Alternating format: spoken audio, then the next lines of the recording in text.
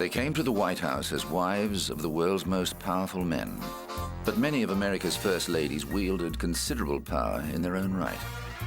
Every presidential spouse has made the role her own and often found a place in the nation's heart. Eleanor Roosevelt, wife of Franklin D. Roosevelt, the 32nd President of the United States, was the most beloved and influential First Lady in history. When her husband contracted a debilitating disease, Mrs. Roosevelt became his frequent stand-in at political events, despite being shy and unassuming by nature. When her husband was elected president in 1933, Mrs. Roosevelt broke with protocol to hold press conferences, present radio broadcasts, and write a daily syndicated newspaper column. Her charm and personality endeared her to everyone she met, from heads of state to lowly soldiers. When Franklin died in 1945, Mrs. Roosevelt thought her life as a public figure had ended, but she could not have been more wrong. A post-war career as an American representative to the United Nations saw her traveling the world once again as the first chairperson of the UN Human Rights Commission. In 1960, the Kennedy administration included a youthful First Lady with a distinctive sense of style. A wealthy society girl when she married up-and-coming politician John F. Kennedy, Jacqueline Kennedy spoke fluent French and brought an artistic eye to the White House. She charmed foreign heads of state and was adored by the American people. A restoration of the White House was a triumph of good planning and exquisite taste. Tragically, the magic of the administration known as Camelot was to be brutally ended when the president was murdered in 1963. Mrs. Kennedy was sitting next to her husband when he was shot in the head as they traveled through Dealey Plaza in Texas. She stood next to Vice President Lyndon Johnson as he took the oath of office while they flew the president's body to Washington. And she accompanied the coffin back to the White House, still in the blood-stained dress she'd been wearing when he was shot.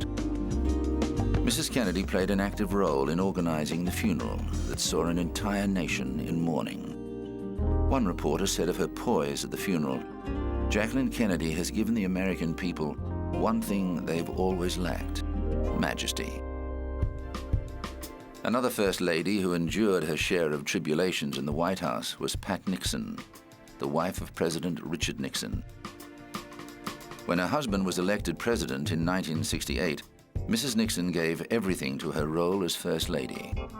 She promoted a number of charities and traveled the world by her husband's side, notably to Communist China for an historic visit in 1972. Mrs. Nixon never liked political life, but endured it for the sake of her husband's ambitions. The Watergate revelations brought his administration to an ignominious end. I shall resign the presidency effective at noon tomorrow. And she was at his side when he resigned the presidency in disgrace, following revelations that his aides had been carrying out illegal activities. I, Jimmy Carter, do solemnly swear. I, Jimmy Carter, do solemnly swear that I will faithfully... Rosalind Carter was beautiful, vivacious, and unpretentious. She and her husband Jimmy were openly devoted to each other and their young daughter Amy. At the president's 1977 inauguration, Mrs. Carter wore a 6-year-old dress and packed a picnic lunch for the day. During the Carter presidency, she sat in on cabinet discussions and represented him in meetings with world leaders when he was unavailable.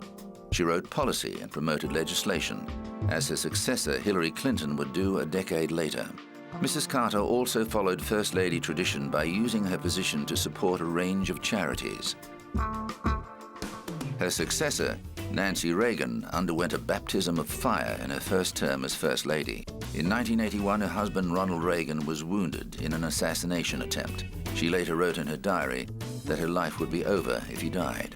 Both former film actors, the couple counted many Hollywood greats as their personal friends. Like Jackie Kennedy, Mrs. Reagan was renowned for her glamour and love of high-end fashion. Her favorite causes included drug prevention campaigns and the foster grandparent program.